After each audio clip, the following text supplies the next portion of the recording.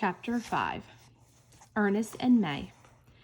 "Kids," Mrs. Popper said as she walked them home, "are you sure you're both sick?" "Yes, of course we are," Joel said quickly. Nina coughed pointedly. Their mother was carrying their backpacks for them, which she always did when they weren't feeling well. Joel watched the bags to see if the chicks were moving, but they weren't, and they couldn't hear any orcs. Maybe the chicks had fallen asleep. Mrs. Popper chose her words carefully. "I wonder if maybe you two were overwhelmed by your first day and you called out sick because you wanted to come home." Nina coughed again, shaking her head at the same time. Joel always felt terrible whenever he lied, so he took the opportunity to clear his conscience. "Yeah, that might have been it, Mom. We just wanted to come home." Nina stopped coughing. "I wish you had told me the truth from the start." Nina took their mother's hand in hers and squeezed. "Sorry, Mom. They might not have called you if we didn't say we were sick." Mrs. Popper ruffled Nina's hair. "I know this move is hard on you both. None of us expected your father to leave, that I'd have to find a way to get by on one income. But we have a house and we call it ours now. We own it. Everything is going to be different from here on out." "I bet you're right, Mom," Joel said. "That sounds nice." "I love you too," Mrs. Popper said. "Do we have any tuna fish?" Joel asked. "Oh," Mrs. Popper said, surprised. "We do have tuna fish." As soon as they were inside, Joel and Nina dashed upstairs and huddled in Nina's room, where they unzipped their backpacks and peered in. "Oh, thank God," Joel said as he pulled his chick out. It sat on his palm quietly, peering up at him with its deep, dark eyes. "Mine's okay too," Nina cried. Her chick was far more energetic, hopping out of her hand and wandering around the room, checking out the corners, orking away. Nina sighed. "It's so cute." "It is. They both are," Joel said, lowering his chick to the ground. It chased after Nina's, and once it caught up, it huddled against the other penguin, little fuzzy wing reaching out for comfort. They both kept orking. "I bet they're hungry." "I'll go get the tuna fish," Nina said, and ran downstairs. Joel kneeled on the floor. Tears of joy filled his eyes while he watched the chicks. They were so perfect. Then he leaped to his feet. The penguins were heading right out of the bedroom. Joel shut the door just in time before the chicks wandered out into the hallway. They hit the wood and turned around.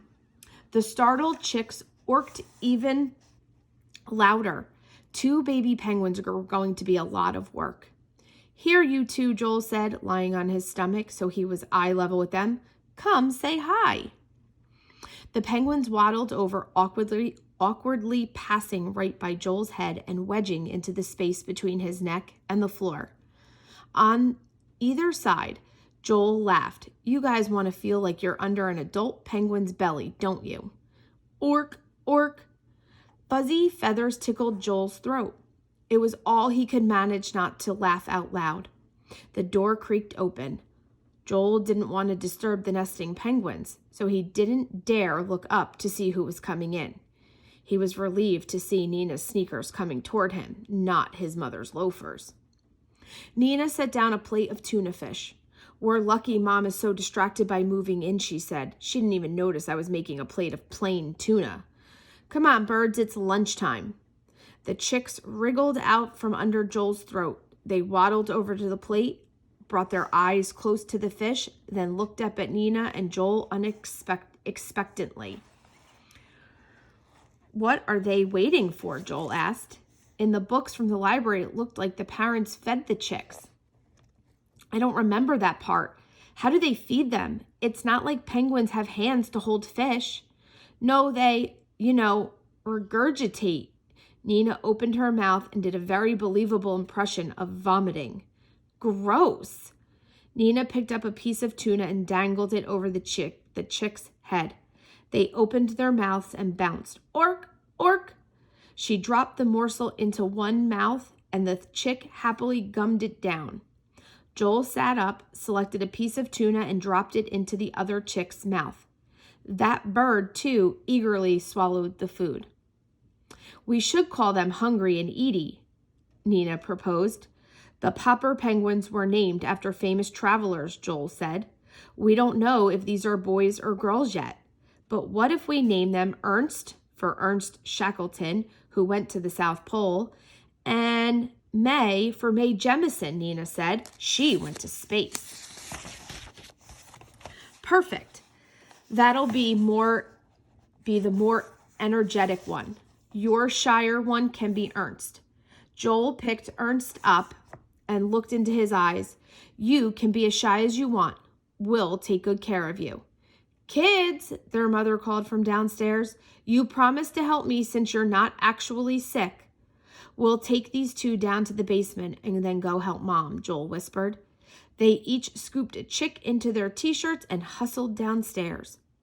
They opened the basement door, which squeaked. Kids now, I'm not messing around, their mom called. Sorry, Mom. They deposited the chicks, their fleece blankets, hot water bottles, and tuna fish in the middle of the basement floor, then raced upstairs. As Joel closed the basement door, all he could hear were the bewildered orks of the chicks. I don't think we'll be able to pull this off for too long, Nina whispered to Joel as they rushed toward their mother. I don't know if we'll be able to pull it off for a day, Joel replied. It would turn out to be closer to 10 minutes.